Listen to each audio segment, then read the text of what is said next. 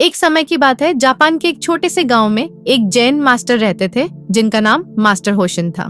वह अपनी सादगी और बुद्धिमत्ता के लिए दूर दूर तक प्रसिद्ध थे। मास्टर का एक खास गुण था कि वह हर समस्या का हल एक सरल उदाहरण या कहानी के माध्यम से देते थे। लोग उनकी इस कला से प्रभावित होकर उनकी शरण में आते थे। एक दिन एक युवा व्यक्ति जिसका नाम केंतु था मास्टर के पास आया। केंतु बहुत परेशान दिख रहा था। उसकी आंखों में चिंता और माथे पर शिकन साफ झलक रही थी।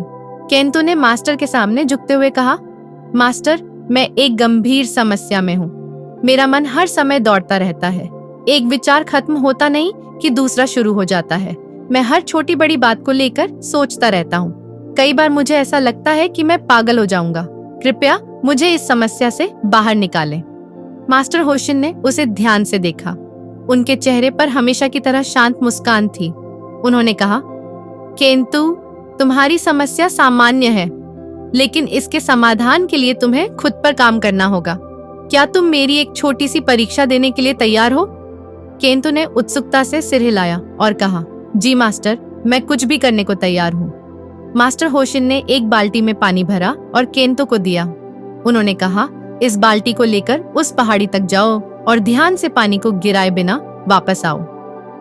पहाड़ी गांव से लगभग 1 मील दूर थी। रास्ता संकरा और पथरीला था। केंतु ने बाल्टी उठाई और पहाड़ी की ओर चल पड़ा। जैसे ही उसने चलना शुरू किया, उसका पूरा ध्यान बाल्टी पर था। वह हर कदम सोच समझकर रख रहा था ताकि पानी छलक न जाए। रास्ते में कुछ ग्रामीण उसे देखकर मुस्कुराए, लेकिन केंतु ने उनकी ओर ध्यान नहीं दिया। उसकी सारी ऊर्जा इस बात में लगी थी कि बाल्टी में पानी गिरने न पाए। जब वह पहाड़ी पर पहुंचा तो उसकी सांसें फूल रही थी, लेकिन वह खुश था कि उसने अब तक पानी गिरने नहीं दिया। पहाड़ी पर पहुंचने के बाद उसने कुछ देर आराम किया और फिर वापस लौटने लगा। लौटते समय भी उसका ध्यान सिर्फ बाल्टी पर था। रास्ते में उसे पक्षियों की चहचहाहट सुनाई दी, सुंदर फूल दिखे और ठंडी हवा का झोंका महसूस हुआ, लेकिन उसने इन सब पर ध्यान नहीं दिया। जब केंतु वापस पहुंचा तो मास्टर होशिन ने पूछा, केंतु, कैसा अनुभव रहा? केंतु ने जवाब दिया, मास्टर, मैं बहुत सतर्क था। मुझे डर था कि पानी गिर न जाए। इस वजह से मैंने न तो रास्ते की सुंदरता देखी और न ही कुछ और सोचा। मेरा पूरा ध्यान केवल इस बाल्टी पर था। मास्टर ने मुस्कुराते हुए कहा, यही तुम्हारे सवाल का जवाब है। केंतु उलझन में था। उसने पूछा, मास्टर, मैं कुछ समझा नहीं, आप क्या कहना चाहते हैं? मास्टर ने समझाते हुए कहा, किंतु जब तुम्हारा ध्यान पूरी तरह एक चीज पर होता है तो तुम्हारे मन में दूसरी चीजों के लिए जगह नहीं बचती।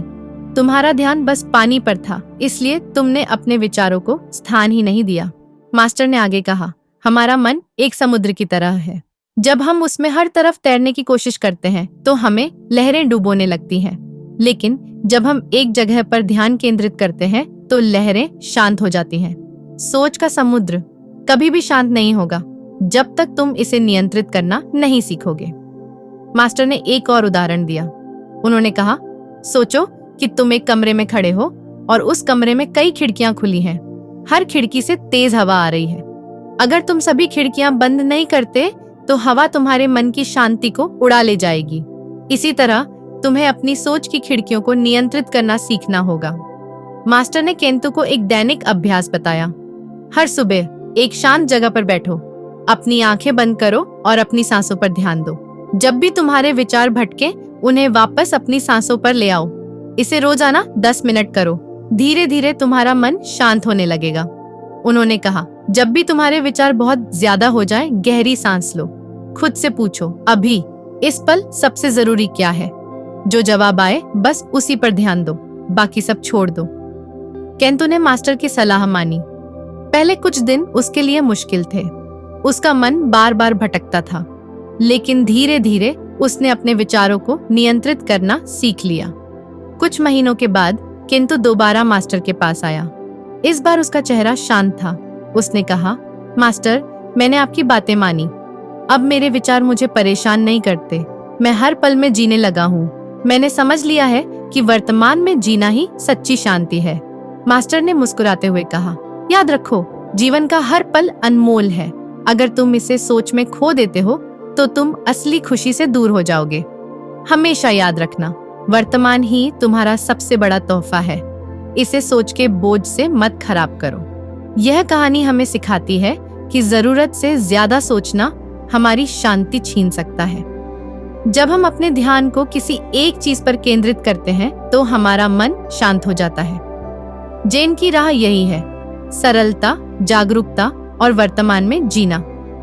तो जब भी आपका मन परेशान हो, याद करें कि आपका मन एक बाल्टी है, उसमें उतना ही भरो जितना वह संभाल सके, बाकी सब प्रभु पर छोड़ दें। यही सच्ची शांति की कुंजी है। अगर आप भी सोच के समुद्र में डूबे हुए हैं तो इस कहानी को याद रखें, अपने मन को साधने की शुरुआत करें। यह प्रक्रिया आसान नहीं है, लेकिन धीरे धीरे अभ्यास करने के बाद आप देखेंगे कि आपका जीवन कैसे बदलता है। एक समय में एक कदम उठाएं और हर पल में पूरी तरह से जिएं। यही जीवन का सही तरीका है।